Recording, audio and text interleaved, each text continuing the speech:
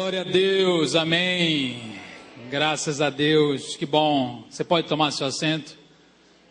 Bom dia a todos, a paz do Senhor. Que bom que você chegou até aqui, que bom por esse domingo, estamos todos juntos. Quantos têm fome da palavra de Deus? Olhe para a sua Bíblia, diga comida. Muito bem. Quem não disse, diga de novo, comida. Quer dizer, diga a primeira vez, né? Que bom, então a palavra de Deus nos alimenta, nos instrui, nos auxilia, nos dirige.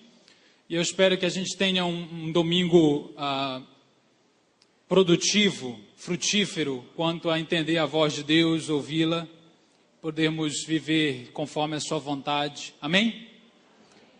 Feche seus olhos mesmo sentado, vamos orar. Pai, obrigado, Senhor, porque o Senhor está aqui. Independentemente do que a gente faça, o Senhor é muito superior. O Senhor nos dá muito além do que nós merecemos. O Senhor nos instrui, nos ajuda. A tua graça é demais, é enorme. O Senhor é muito grande e nós queremos destacar o Senhor e nos humilhar diante de Ti. Nós queremos clamar para que o Senhor manifeste a Tua palavra, a Tua voz, como espada que penetra, como espada de dois gumes. Deus, que o nosso coração seja pedra e a Tua palavra nos esmiúce. Senhor, destrua o que precisa ser destruído na nossa vida e construa o que precisa ser construído. Nos ajuda a Te ver na Tua palavra, a sermos cheios de Ti. Todo impedimento, toda resistência a essa palavra, Senhor, nós repreendemos.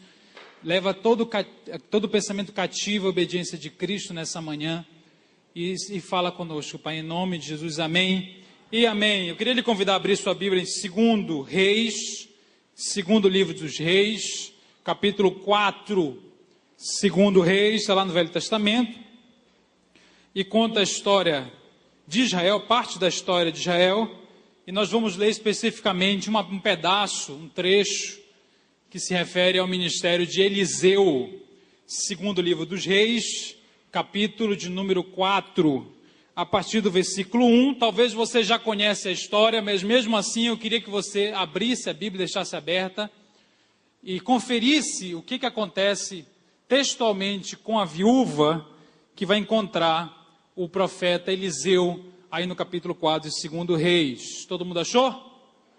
Que bom, vamos lá. Então, 2 Reis 4, 1, diz assim: certa mulher das mulheres dos discípulos dos profetas clamou a Eliseu dizendo: meu marido, teu servo, morreu. Tu sabes que ele temia ao Senhor. É chegado o credor para levar os meus 2 filhos para lhe serem escravos. Eliseu lhe perguntou: o que te hei de fazer? Dize-me o que é que tens em casa. Ela respondeu: tua serva não tem nada em casa, senão uma botija de azeite. Então disse ele: vai, pede emprestadas vasilhas a todos os teus vizinhos, vasilhas vazias, não poucas.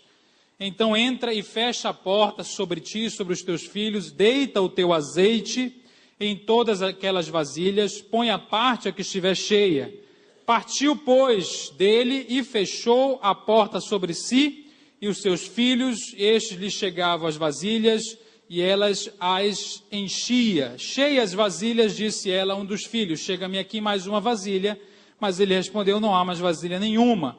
E o azeite parou. Então foi ela e fez saber ao homem de Deus. Ele disse: vai, vende o azeite, paga a tua dívida, e tu e teus filhos vivei do resto. Que bom. Glória a Deus. Então a palavra é uma palavra muito conhecida, a história da viúva que perde o marido, e tem essa multiplicação do azeite. Irmãos, e a nossa tendência nesse texto é achar que o maior milagre aqui é a multiplicação do azeite. E eu também pensava dessa forma, até que eu vi o texto de uma outra maneira. Eu queria compartilhar essa maneira com você, porque o maior milagre dessa história não tem a ver com a multiplicação do azeite. Este é o menor milagre, este é um milagre pequeno, e a gente se concentra geralmente nos milagres pequenos. Na verdade, os milagres pequenos, eles apontam para outras coisas muito mais substanciais. Os milagres na Bíblia, às vezes, têm ensinamentos muito mais profundos do que simplesmente resolver um problema pontual de alguém. Então, qual seria o real milagre que acontece nessa história, irmãos? Se você que acabou de lê-la. Hein? Qual será? O verdadeiro milagre, o que dá sentido à história, o que realmente é extraordinário, é a libertação dos 2 filhos dessa mulher, da escravidão. Esse é o milagre. Porque o azeite só foi multiplicado para este objetivo.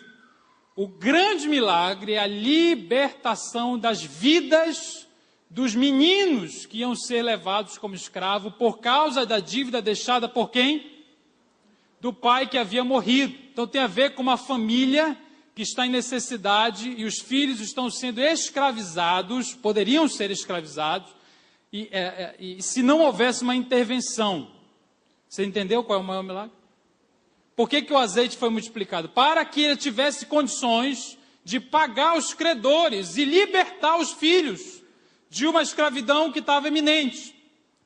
Além disso, ela precisava de provisão. Por isso o milagre acontece. Então, Deus dessa história, o Deus dessa história é o Deus que vai libertar pessoas. Libertar pessoas. É o Deus que vai providenciar sustento para essa família. E a mensagem de hoje, irmãos, é o seguinte: Deus é suficientemente poderoso para suprir tudo que nós não tivemos ou não temos na nossa história.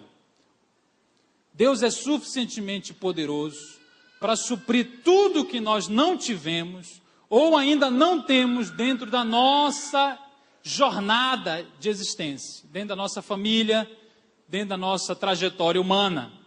Muitas coisas nós não tivemos, certo ou errado? Certamente. Tem coisas que nós deveríamos ter tido e não tivemos.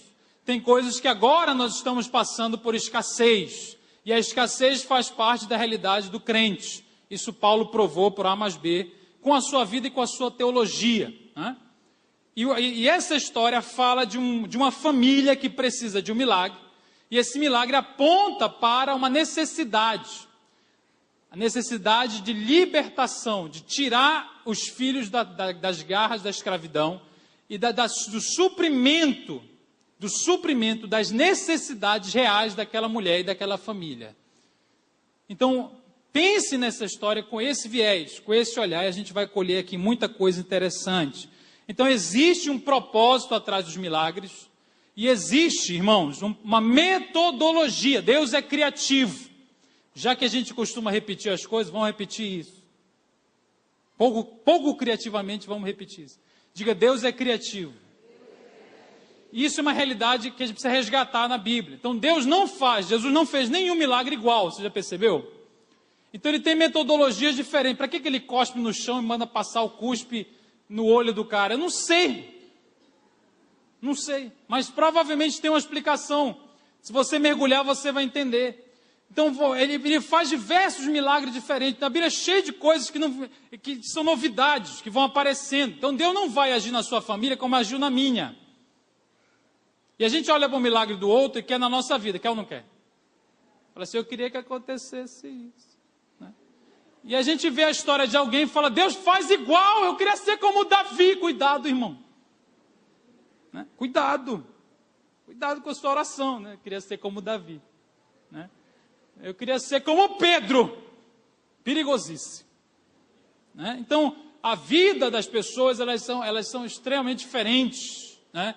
Eu lembro da filha da Jairo, né? Que tinha uma filha que precisava do milagre, né? Ele vai andando e vê o milagre acontecer na vida do outro e fala, meu Deus do céu, vem logo, né?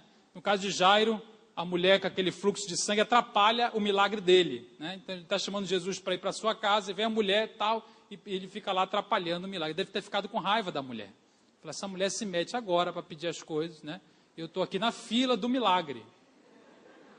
Então, o milagre acontece, irmãos, com metodologias específicas, maneiras específicas, que falam muito. Porque Eliseu poderia fazer de outro jeito, mas ele fez dessa maneira aí. Ele mandou toda aquela história que a gente vai ver daqui a pouco. Então, cada detalhe dessa história tem uma importância, tá? Para nos ensinar os métodos, alguns métodos de Deus. Não que ele vai repeti-los, mas que ele fala um pouquinho do seu caráter, da sua própria atuação. Então, irmãos, como é que funciona esta família? Como funcionam as nossas famílias, irmãos? As famílias são sistemas que estão todos, que são compostas por partes, e elas estão todas interligadas, né? Uma coisa que acontece com você afeta seu filho diretamente. Uma reação que o meu filho e minha filha têm afetam a minha vida diretamente. Então, na família, a gente fica agindo e reagindo constantemente, é ou não é? Então, muita coisa que você está fazendo hoje, uma determinada situação na sua casa, tem mais a ver com a sua reação do que com a sua ação, porque você não controla as pessoas da sua família. Assim como essa mulher não controlava o fato do marido dela morrer. Ela escolheu o marido morrer. Ela decidiu a hora que aconteceu a crise. Ela decidiu entrar na crise. Ela decidiu herdar a dívida do marido. Não. Ela escolheu pagar a dívida com os seus filhos. Porque na época, irmãos, como é que funcionava? A pessoa que não podia pagar, ela tinha que dar os seus filhos como escravos. Então, aqueles meninos iam trabalhar sem receber nada, como escravos do credor, para pagar a dívida. E essa mulher entra em desespero, porque ela queria talvez pagar de outro jeito. Ela falou, não, eu prefiro que eu seja escrava. Mas não era ela, porque ela não era homem. E era cobrada a virilidade dos meninos, e não dela. E você consegue se colocar no lugar dessa mulher? Do desgaste que ela passou? Da loucura que ela viveu? E nada disso estava sob o seu controle. Ela não controlava. Porque a viúva na época, diferente de hoje, a viúva não tinha sustento, irmão. Ela não trabalhava, ela dependia do marido, naquela época 100%. Por isso que as viúvas precisavam de ajuda. Até lá na igreja primitiva, as viúvas continuavam recebendo ajuda social, porque não tinham condição de se manter, as verdadeiras viúvas, como chama Paulo. Então, naquela época, era total desamparo. A morte desse marido era jogar a mulher e a família no total desamparo. Não havia pensão, não tinha previdência, não tinha nada disso. Não tinha como a mulher trabalhar da mesma forma que o marido. E essa mulher se vê numa situação que ela não controla, que ela recebe nas mãos. Irmãos, quantas vezes você já teve essa percepção, essa sensação de que você não controla uma situação, de que foge ao seu domínio, ao seu poder. E aí, irmãos, o que vai acontecer? Nós vamos ter que reagir da maneira correta. Se nós não ocasionamos o fato, nós vamos ter que reagir a este fato da melhor forma possível. Então, muito mais sério são as minhas reações, até mais do que as minhas próprias ações. Nós não escolhemos como nascemos, nós não escolhemos na família que nascemos, nós não escolhemos o país que nascemos, nós não escolhemos o ano que nascemos, não escolhemos o nome que temos, o sobrenome que temos, a cidade que nascemos, não escolhemos o pai que temos, a mãe que temos, nem o filho que temos, nós não escolhemos, ele nasce. Tem gente que tem nome ruim e coloca no filho um pior, só para se vingar. Não faça isso, tá? Não faça isso. Não escolhemos nada disso, irmãos. Tem característica em nós que nós já nascemos com elas, tem ou não tem? E tem coisa que a gente nasceu que a gente não gosta. E a gente nasceu com ela, desde a aparência física até caracteriza a personalidade. Você não gosta do seu nariz. O nariz é do mal, né? Meu nariz é maligno, pastor. Não gosto dele. Irmão, não dá, você pode fazer plástica, eu sei que é verdade, mas a gente não vai entrar nessa questão, né? Eu sei que existe essa possibilidade hoje. No entanto, veja bem, tem que você não escolheu. Você não escolheu a aparência, você não escolheu até a sua personalidade. Então, não estou falando de caráter, estou falando tem coisas que a gente escolhe, lógico. Eu estou me referindo àquelas coisas que nós não escolhemos, né? Que a gente nasceu com elas, nosso jeitão, né? O jeitão de andar, que a gente aprendeu desde pequeno, e características que a gente já vem. E a gente vai ter que reagir a elas. Tem gente que nasceu para ser gordo, não adianta, né? Outros nasceram para ser magros, já percebeu? Da raiva, né? Então, eu que nasci para ser gordo, morro de ódio, gente. Aí olha a pessoa, eu vou ter que lidar com esse negócio de gordo até morrer. Ele não. Mas eu vou ficar, não adianta eu ficar batendo, me humilhando a minha gordura, gente. Não adianta, eu tenho que aceitar o fato e reagir a este fato. Irmãos, outra coisa, a gente escolhe com quem casa, sim ou não? Isso é uma verdade. Você escolheu casar com essa. Agora, depois que casou, nem tudo vai ser, né, legal. Por mais especial, maravilhoso, homem de Deus, perfeito, santo, iluminado seja aquela pessoa, né? Porque essa pessoa é um pacote todo, com as suas contradições.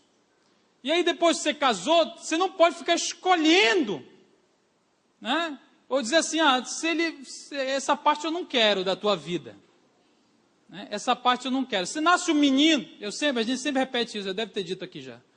Nasce a criança, a gente tem sempre a criança ideal na cabeça, não tem? Então nasce o menino, e nasce de forma real, é um menino que grita toda hora, e você fala, esse menino puxou para a mãe, né? Porque você quer, então tudo que nasceu, tudo que vai na tua vida aqui, parece que tem que reagir, porque você não pode mudar, você não tem como apertar um botão stand-by na criança, né? Mute. Não tem como apertar o botão para tirar o som, então você vai ter que reagir a isso. Como é que eu reajo? Como é que eu reajo às circunstâncias da vida que eu não escolho, que vem sobre mim? Então essa mulher, irmão, está nesse dilema. Morreu o marido, ela não controla, o que ela faz? Primeira postura que eu queria destacar é a postura de vítima. Postura de vítima, poderia ser a postura dessa mulher. Qual é a postura de vítima? É a passividade. E a murmuração. De vez em quando a gente cai nessa, né? A gente fica se consolando, né? A gente entra numa esfera de autocomiseração. A gente fica, meu Deus, como eu sou pobre, pequeno, eu passei por isso, aquilo, a minha história, eu não tive um pai, eu não tive minha mãe, eu fui rejeitado, eu fui rejeitada, e eternamente essa pessoa continua 100% da sua vida sempre se olhando como uma vítima do mundo e do sistema, e fala, não posso avançar, não dá. Morreu, o jeito é morrer também. O jeito é morrer, o jeito é desistir. Então a postura de vítima é aquela pessoa que nunca abandona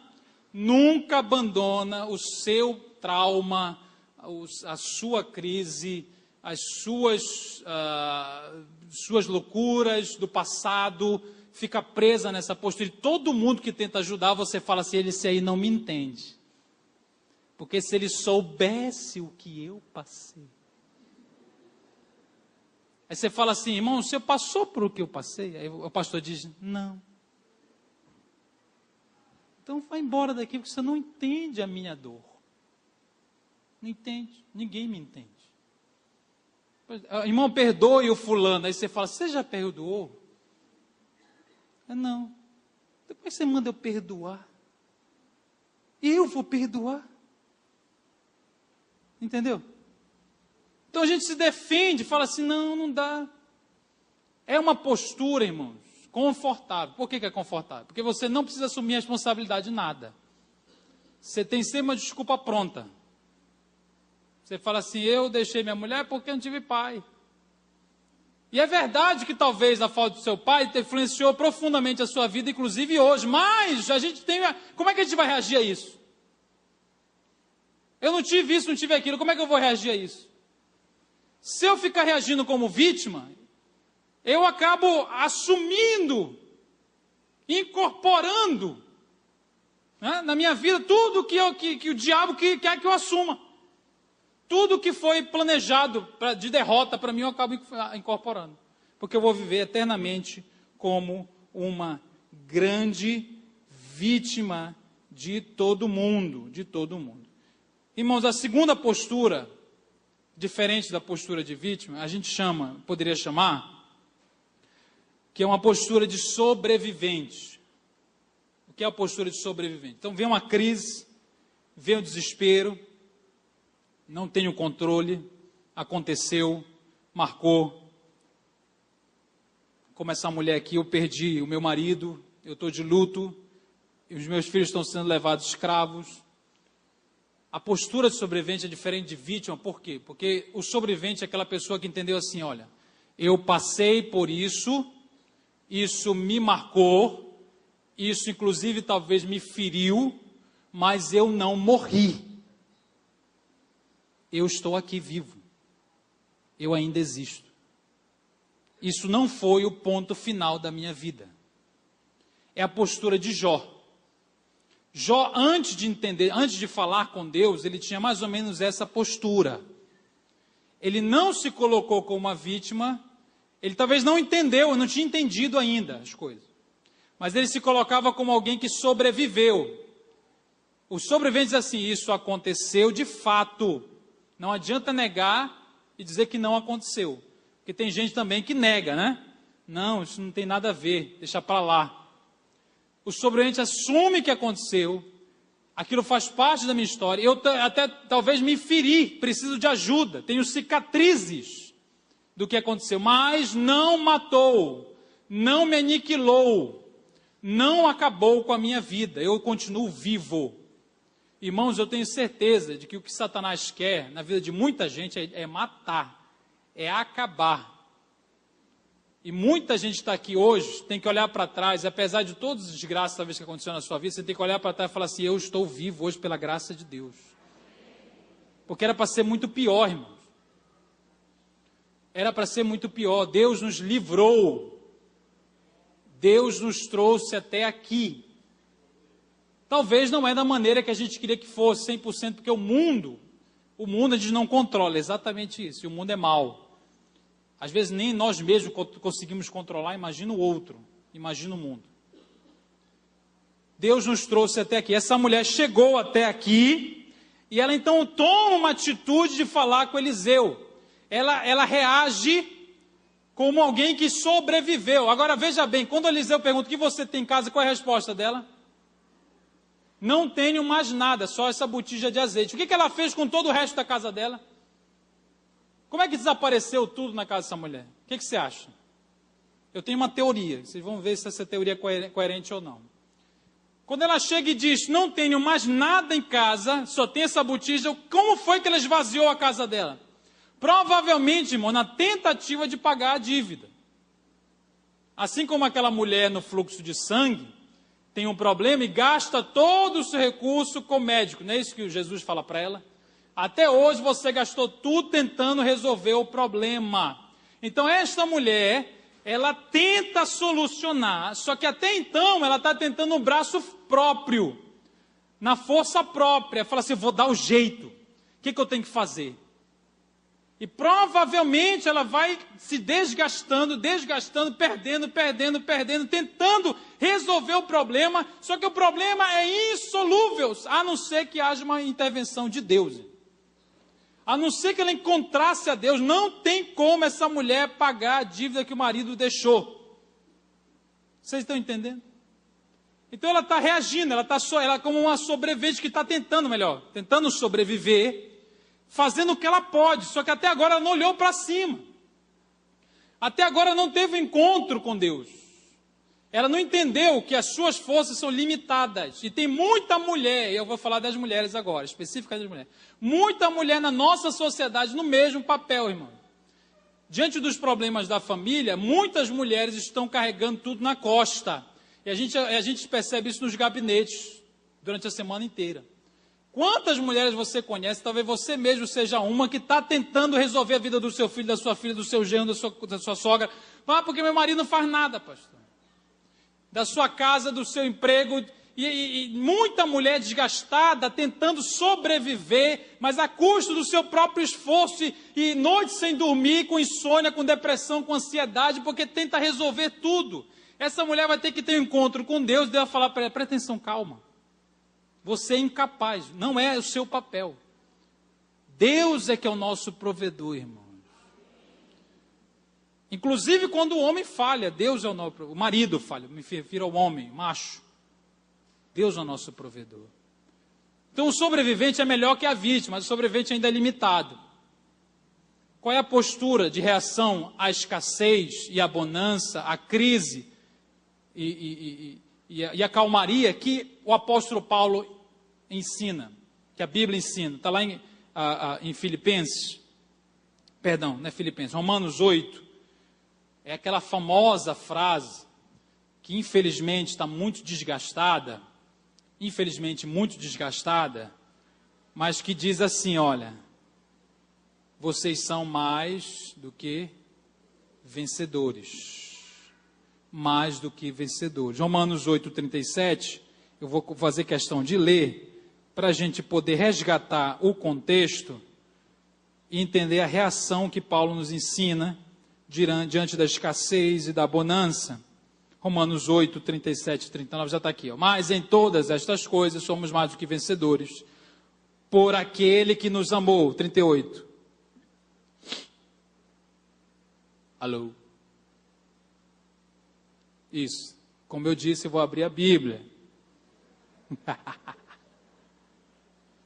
Foi o 38. Porque estou certo de que nem a morte, nem a vida, nem os anjos, nem os principados, nem as potestades, nem no presente, nem no porvir. 39. Nem a altura, nem a profundidade, nem alguma outra criatura nos poderá separar do amor de Deus que está em Cristo Jesus, nosso Senhor. Então ele fala, vocês são mais que vencedores por aquele que nos amou em Cristo. Então a postura desse tal de mais que vencedor, você sabe qual seria a definição? Mais que vencedor é a pessoa que não mede a sua vitória pelas circunstâncias pontuais da vida. A sua vitória está na obra de Cristo. Então, o mais que vencedor em Cristo Jesus significa, eu vou repetir, alguém que não mede a sua vitória pessoal baseada nas circunstâncias pontuais, porque as circunstâncias alteram-se constantemente. O mais que vencedor, segundo Paulo, é aquele que mede a sua vitória pela obra de Cristo e a relação que ele tem com ele, com Cristo, que é absolutamente constante, estável e definidora. Suprimento, é a fonte, é o manancial. Então, Cristo está em mim, eu estou nele, ele é meu manancial, dele eu recebo vida, independentemente das circunstâncias que estão por aí. Porque as circunstâncias vão mudar, irmão. Podem mudar e vão mudar. Né? As crises aparecem. A noite vem, depois vem o dia, vem a noite de novo, vem tempestade, vem a bonança. O apóstolo Paulo, 2 Coríntios, capítulo 4, 8 a 10, diz, em tudo somos atribulados. Ninguém diz amém para essa palavra, né? Mas não angustiados, agora diga amém. Pronto. Em tudo somos atribulados. Atribulados no grego é apertar, né? Não aperte ninguém perto de você, tá? Mas seria essa sensação, né? Apertar, mas não angustiados. Olha, veja bem a postura de Paulo, você está conseguindo entender? Então, diante da crise, ele fala assim, eu reconheço o problema, existe mesmo, eu estou apertado. Não é que negócio, não é só vitória, só vitória, só vitória, só vitória, só vitória, só vitória. Que história é essa? Não, crente não sofre, crente não sofre, crente não sofre. Que crente não sofre? Quem foi que te disse isso? Não, é só vitória. Então, a mulher perdeu o marido, irmão, ela está de luto. Ela está lá desesperada, está sofrendo. Ele fala assim, somos atribulados. Ele, mas não angustiados. Angustiado é desmoralizado. É sem a moral, é o ânimo. É achatado. Né? Você não foi achatado, você continua aí. Você é vencedor, não porque você foi ou não foi. Você é vencedor porque você está em Cristo. Amém? Somos perplexos, em tudo somos perplexos. Perplexo, irmão, é não saber o que fazer.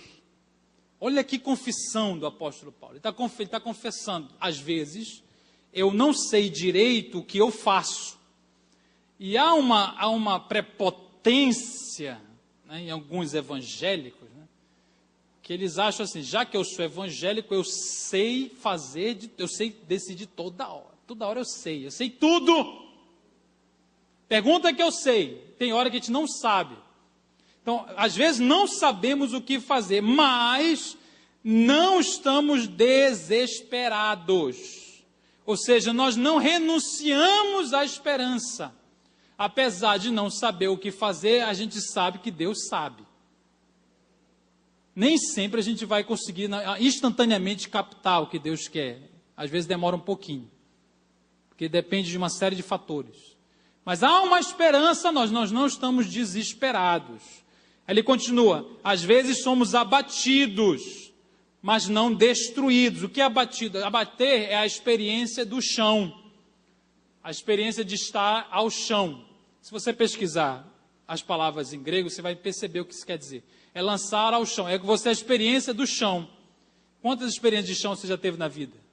É aquele dia que você chega e nem ajoelhar consegue, deita.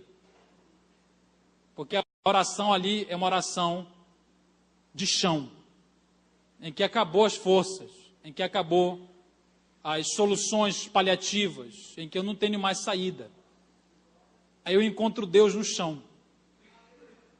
Deus está ali, porque Deus não me desamparou, o abatido, mas não destruído. O destruído é aquilo que eu falei, é abolido, aniquilado, morto. Isso você não foi, isso não aconteceu. Por mais desesperadora que seja a sua história, isto não aconteceu. Você está aqui respirando, ouvindo a palavra de Deus, não pereceu. E Deus tem muito mais para você. Trazendo sempre no corpo o morrer de Jesus, para que também a vida de Jesus se manifeste em nossos corpos. Então, trazendo a experiência da morte, que é a experiência da dor, experiência do sofrimento, experiência da rejeição, mas ao mesmo tempo a experiência da ressurreição. Ressurreição é questão de sobrevivência, irmão, no Evangelho. Você e eu precisamos viver a ressurreição. Então as aflições chegaram e eu vivo aquela dor, mas eu vivo a ressurreição. Jesus não veio morrer. Na fala do Ariel Oswaldo Ramos, ele fala assim, Jesus não veio morrer. Jesus veio vencer a morte. Porque se ele tivesse só morrido, o que adiantaria? Jesus não veio morrer por nós, ele veio vencer a morte por nós. Porque se ele tivesse morrido e ficasse no sepulcro, aí não adiantava nada que está pregando aqui. Porque esse é o maior milagre, que é a base de qualquer outro milagre. É o fato de Jesus ter vencido a morte por nós. Então, se ele venceu a morte, ele pode vencer tudo. Que é o último inimigo, o maior inimigo. Jesus não veio sofrer, ele veio vencer o sofrimento. Ele matou a morte, matou o sofrimento. Agora, o sofrimento ainda não foi aniquilado na nossa vida, por enquanto. Ele será num outro momento, depois da sepultura. Mas Jesus veio vencer a morte, nos convida a viver a sua ressurreição. Irmãos, mas vamos acompanhar a mulher de novo, volta lá, 2 Reis, capítulo 4. Agora, o segundo ato, né? A gente falou do primeiro ato, que é o enredo da história. O segundo ato, segunda parte da história, eu chamo de as perguntas e o método. Vamos lá. A pergunta que Eliseu faz à mulher qual é? Depois que ela chega com ele, fala toda a história, o que ele diz? O que você quer que eu faça? O que te hei de fazer? O que é que significa esta pergunta, irmãos? Não é uma pergunta meio assim óbvia, depois que ela conta a história. Por que ele insiste em fazer pergunta? Isso aqui é recorrente na Bíblia. Deus faz perguntas. Jesus fez perguntas. Os profetas faziam perguntas. E essa pergunta não tem a ver com a ignorância de Eliseu. Não pergunta porque não sabe. Não é assim, meu Deus, o que eu vou fazer? A pergunta tem a ver com o que você quer. Porque a resposta dela podia ser paliativa. Assim como hoje, quando Deus nos pergunta as coisas, a gente tem respostas paliativas. Ela podia dizer, eu quero que você pague a minha dívida. Mas depois de pagar a dívida, ela vai fazer ela viver de quê? Ela ia viver de quê? Lembra que eu falei que ela não tinha como sustentar? Ele faz ela refletir sobre as suas verdadeiras necessidades. Então a gente está orando uma coisa, Deus muda a minha família, muda a minha casa, faz um milagre. E Deus olha para a gente e fala assim, o que você realmente quer? Qual é a sua real necessidade? Qual é a sua real necessidade? O que é que precisa se regular na sua família, na sua vida, que você talvez nem está orando sobre isso? Porque muitas vezes nós não estamos orando sobre os reais problemas que a gente tem. Muitos dos nossos problemas diz respeito à nossa falta de relação com Deus, é ou não é? Muitos dos nossos problemas diz respeito a desvios do nosso caráter. A gente não sabe reagir a uma determinada situação. A gente não ora pedindo, Deus, muda a minha vida. Muda a maneira como eu reajo à falta de dinheiro, por exemplo. Irmãos, eu já orei porque precisava de dinheiro. Quem nunca, né? E a oração mais difícil que eu hoje faço a Deus não é... Essa também eu faço. Deus me dá dinheiro, que eu preciso. Mas a oração mais difícil é... Deus me ajuda a reagir quando eu receber ou não receber o dinheiro. Eu estou sendo bastante prático com vocês. Porque às vezes eu queria receber muito, eu recebo a metade. Como eu reajo? Eu vou dizer como eu já reagi. Ansiosamente, loucamente. Meu Deus do céu, que eu vou bater em alguém. Graças a Deus só sou eu que tenho essas experiências, né? E a minha oração é, Deus muda o meu caráter, me dá capacidade de reagir. Eu não consigo ter mais dinheiro agora. Não é que eu a pessoa é omissa, tá, gente? Não é isso. Mas ela tem aquilo ali, e a nossa reação às vezes é de murmuração, de reclamação, de bater na mulher, de brigar com a mulher, né? De amaldiçoar o salário. Né? Você pega o salário e fala assim, está amaldiçoado, né? Contra-cheque do mal. Né? E a nossa reação é essa, fica desesperado, bate a cabeça, bate o carro, fica louco, né? Porque a minha oração era, me dá dinheiro, me dá dinheiro, me dá dinheiro. Só que Deus, eu não tenho condições, porque eu não consigo. Eu não tenho estatura de maturidade suficiente para reagir ao que eu tenho, né? Da melhor forma possível, até que venha mais, amém? Até que venha mais. Eu tenho uma família dentro de casa, você tem um marido, você não tem, sabe, você ora para ele mudar. Se Deus te perguntar o que você quer, fala, muda o meu homem, Deus. E a resposta está errada, irmão. Porque não é muda o teu marido, é Deus. Se for mudar alguma coisa, vai ter que mudar todo mundo. Se for para Deus mudar alguma coisa, vai ter que mudar todo mundo. Você quer mudar o seu filho, mas não quer que ele ore para que... O pai está orando, muda meu filho, o filho está orando, muda meu pai. Deus fica num conflito, Deus e agora? Se eu digo sim para um, o outro se frustra. Né? É igual o Remo e Pai Sandu jogando com um jogador evangélico, né? Os dois acham que Deus é, né? E sempre quando termina, um fala assim, graças a Deus, o Remo ganhou. Eu fico pensando no cara que orou lá do outro lado, né? Fala assim, graças a Deus, o Pai Sandu perdeu, né? Então fica um negócio difícil. Então a nossa oração é essa. Irmãos, Deus é a resposta, amém? Mas Deus também é a pergunta. Deus nem sempre é a resposta, Deus é a pergunta. Deus olha para você e fala, você quer o que mesmo? Deus está tentando melhorar a sua oração, olha que paciência. Né? Olha que paciência, que a gente não sabe orar, essa Bíblia não diz isso. A gente ora errado. Tiago fala, a gente ora até para gastar com a gente mesmo. Então Deus está falando, o que você realmente quer? Qual é a sua verdadeira necessidade? Aí Ele manda fazer uma coisa extraordinária, Ele fala, o que você tem na sua casa. Ele vai fazê-la olhar para o que ela tem e não para o que ela não tem. Porque o problema é o que ela não tem. É a falta. Ele fala assim, olhe para o que você tem. Irmãos, isso é um exercício, é uma fisioterapia do espírito, irmão. Eu estou brincando, tá? Esse termo não existe. É você olhar para o que você tem. Né? Você olha para o filho e fala, esse é o meu filho, é o único filho que eu tenho. Não é o que eu queria ter aquele ali, olha, o pastor Davi, podia ser meu filho. Mas o filho é esse. Esse é a mulher que eu tenho.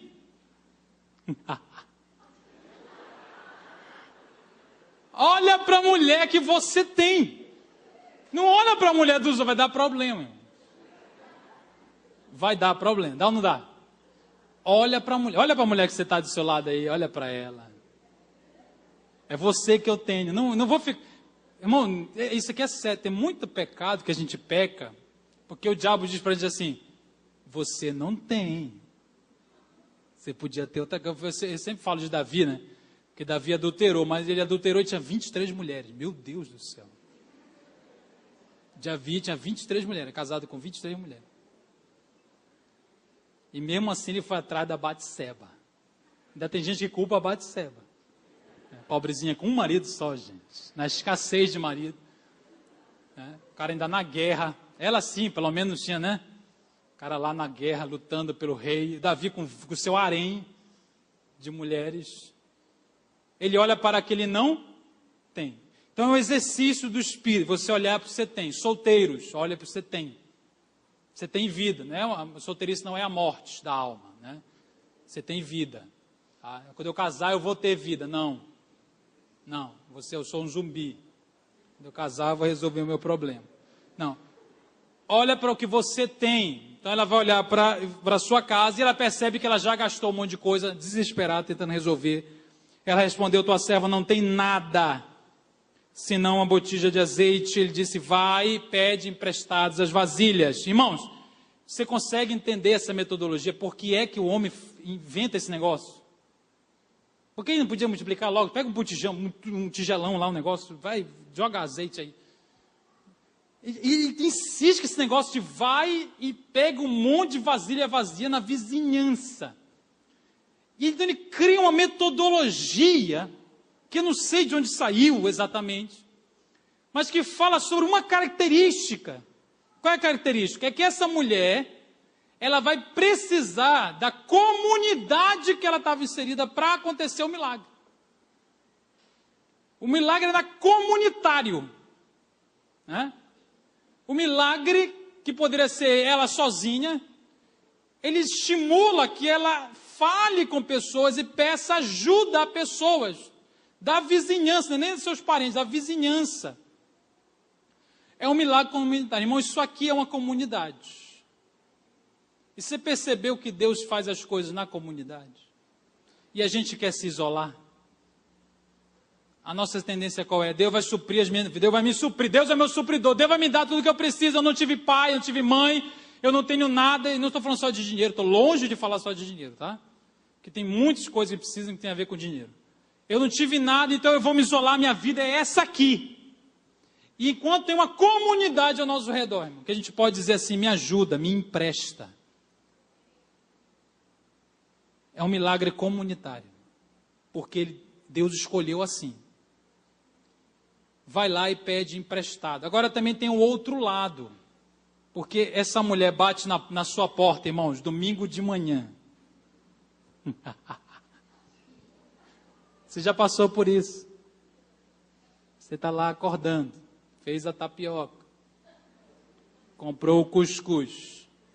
Você vai meter o garfo. Bate a campainha. Aí a mulher chega, me empresta a vasilha. Você fala assim, não tinha uma outra hora? Esse pessoal não entende. Tem um outro lado, irmão. É que na nossa, aqui está todo mundo aqui sorrindo, feliz, mas talvez do seu lado, sentado aí, tem pessoas que estão passando por crises muito graves.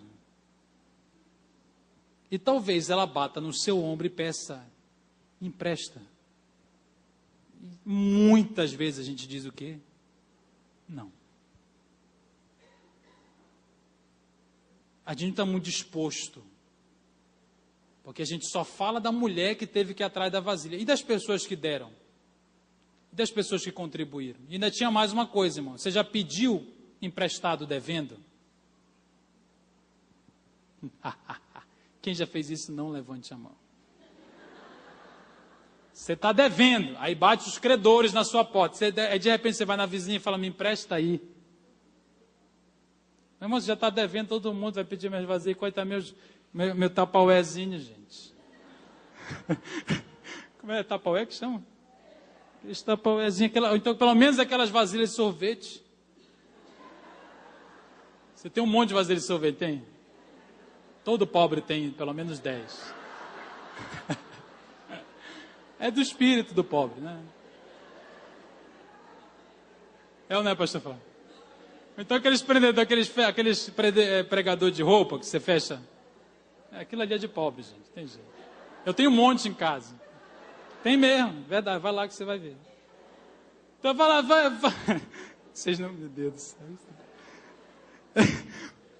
Aí a mulher pede emprestado devendo, irmão, a comunidade. Então Deus vai fazer, Deus vai suprir as nossas necessidades, irmãos. Talvez nós somos respostas para a vida de outras pessoas aqui mesmo. Amém? E a gente vai participar do milagre um do outro. O milagre não é uma magia, tá? Não. Às vezes acontece aqui, ó, na relação, na comunidade. Precisando um do outro. Essa viúva, né? Viúva batendo. E, além disso, irmãos, o que acontece?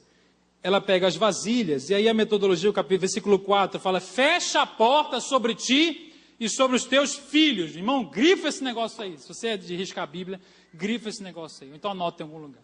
Fecha a porta. Aí já teve a interação com a comunidade, depois ele manda fechar a porta. Agora você vai ficar, aí sim, agora é um outro momento. Olha que interessante, é uma outra dimensão. Neste momento, você já interagiu, as pessoas já lhe ajudaram, você já pediu conselho, você já recebeu oração, você foi para o culto, você ouviu a palavra. Agora não são as pessoas que vão resolver a sua vida. Apesar da necessidade de comunidade, a comunidade não é Deus. Não é o ídolo, não transforma a pessoa no ídolo. Então ele fecha a porta sobre você e sua casa, e eles ficaram então sozinhos, mas nunca deixaram de olhar um para o outro. Agora a relação é interna. E o milagre acontece enquanto o filho pega a vasilha e dá para a mãe e ela verte o azeite. O filho pega a vasilha, dá para a mãe e ela verte o azeite. O filho pega a vasilha, dá para a mãe e ela verte o azeite. É um trabalho de quê? De equipe. O milagre acontece quando eles dois olham um para o outro. Quando os dois trabalham juntos. Quando um se converte ao outro, usando a figura de Malaquias. Um se converte ao outro. Um coopera com o outro. Não é um acusando o outro. Cadê o azeite? O filho podia olhar para a mãe e falar assim, meu pai é um desgraçado, meu pai morreu, deixou essa vida para a gente. Eu estou sendo escravizado por causa do meu pai. E essa é a nossa tendência, porque a gente ainda está na vítima. A gente olha para o nosso passado e fala, meu pai deixou essa dívida, eu sou ruim assim pelo meu pai, ele me abusou, ele me rejeitou, ele me deixou para trás, me abandonou. Olha para minha mãe e fala, minha mãe não consegue resolver, minha mãe não é suficiente. As mães e os pais olham para os filhos e falam, meus filhos são ingratos, ruins. E o que Eliseu conseguiu foi que eles trabalhassem juntos. E o tal do milagre, o pequeno milagre, irmão, que foi o azeite não parar de fluir, que esse é o pequeno. O mais difícil era talvez fazer toda essa história acontecer. E libertar aqueles meninos. Eles começam a olhar um para o outro. E trabalham juntos. Irmãos, qual é o maior milagre? Você conseguir perdoar o seu pai ou você ganhar na loteria? Qual é a maior necessidade da sua família? Deus é poderoso para suprir todas as nossas necessidades. Só que Ele vai fazer isso de um jeito talvez diferente do seu. Porque você sequer sabe quais são as suas maiores necessidades. E então olha um para o outro e vai passando a vasilha. Fecha a porta. O azeite para quando as vasilhas vazias param. A botija para. A vasilha para. O azeite parou. E é interessante que a figura da viúva, irmãos, na Bíblia, é a figura da fraqueza, da fragilidade. Tanto é que o salmista dizia, Deus é o juiz das viúvas e pai dos órfãos. A viúva aparece como aquela que era devorada, né, por religiosos no tempo de Jesus. E essa figura da botija, que é feita de barro, cheia de azeite, fala do quê?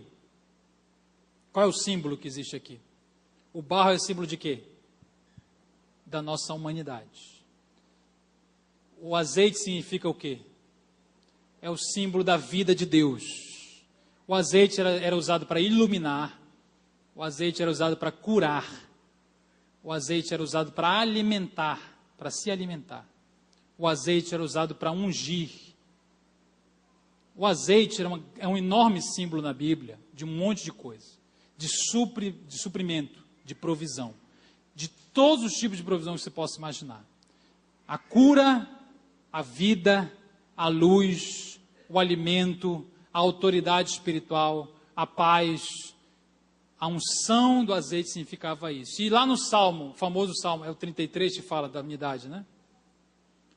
Que a unidade é como óleo derramado sobre a cabeça de Arão.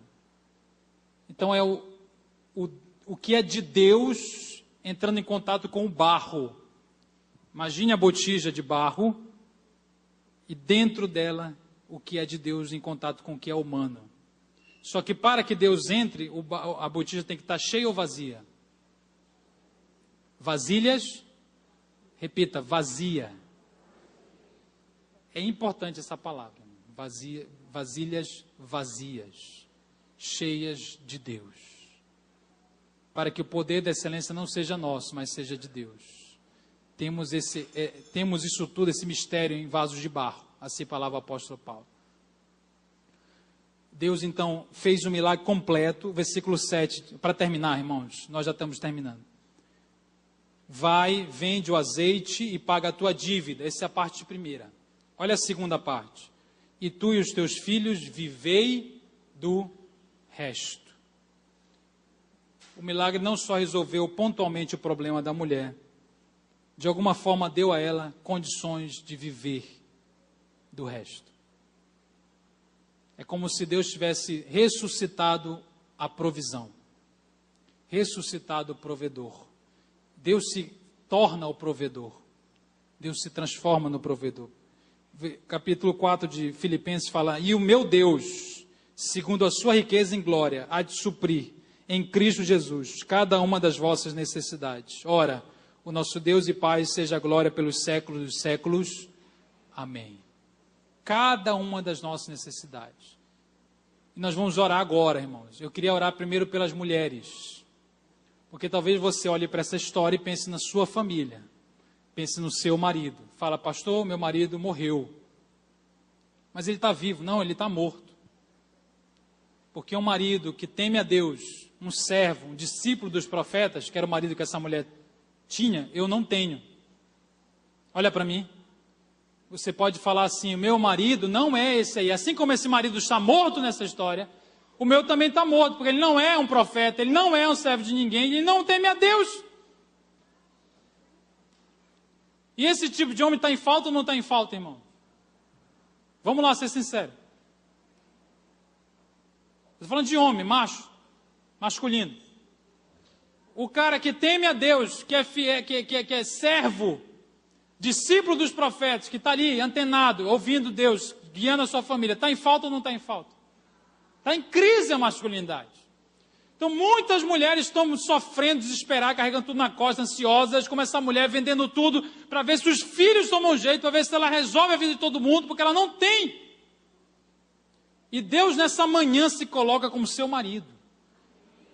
Eu não posso dizer por que aconteceu, eu não posso dizer, a gente vai resolver tudo agora, mas é o que eu posso dizer para garantir para você, que em Cristo Jesus, Deus pode suprir todas as suas necessidades. Agora, você tem que chegar e ter a experiência de colocá-lo, colocar o seu coração, descansar nele. Descansar nele. E também a gente vai orar depois pelos maridos, pelos homens. Deus quer nos levantar. Deus quer nos levantar.